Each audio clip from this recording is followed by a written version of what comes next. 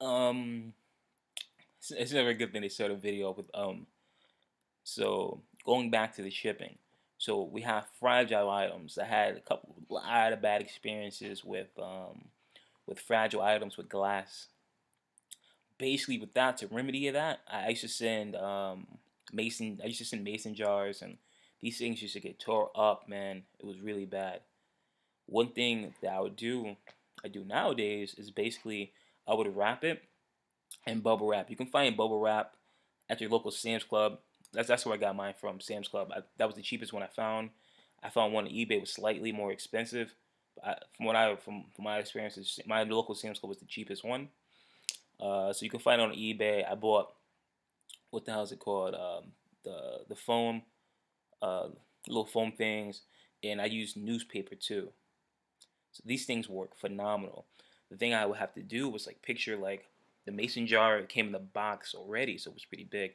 I would have to um, I would have to find a bigger box, and I will put like the little foam in there. I would put the newspaper so it cushioned it, and I would do the outside of it with the bubble wrap and wrap it with the bubble wrap, and I would do the shrink wrap on top of it. And I would have to you have to do this. No one talked about this for whatever reason.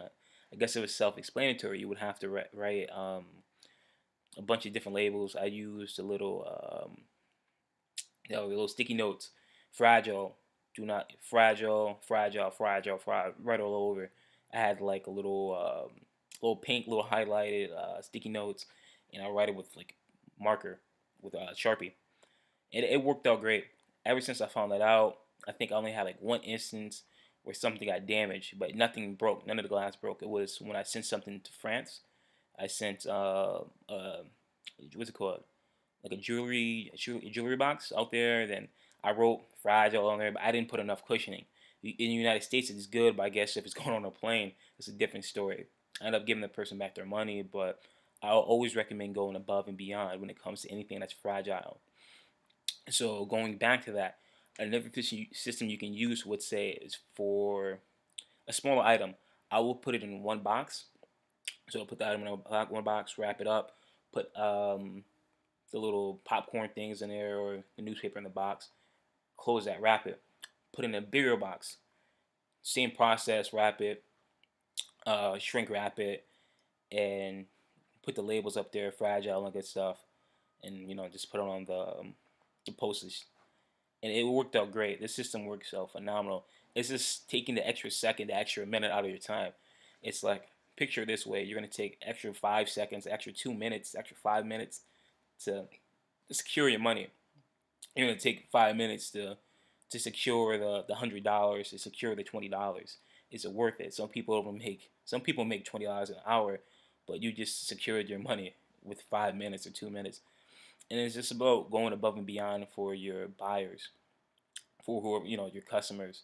Just making sure they get their things in the order that they purchase it, the way that you advertised it, which always works out great because it shows your loyalty to yourself and to them.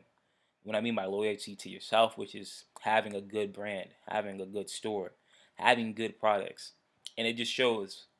It's even though, let's say, the boxes might look raggedy, they might still smell like Nestle Quick, still smell like Nestle Quick. They did get their products in great shape, and then people are grateful for it. I have not gone wrong. Like I said in the previous video, I had one bad rating, which is because I sent something out, it arrived intact, but I didn't know about the different types of USPS forms of mail. We'll say the medium mail, sent it out in medium mail.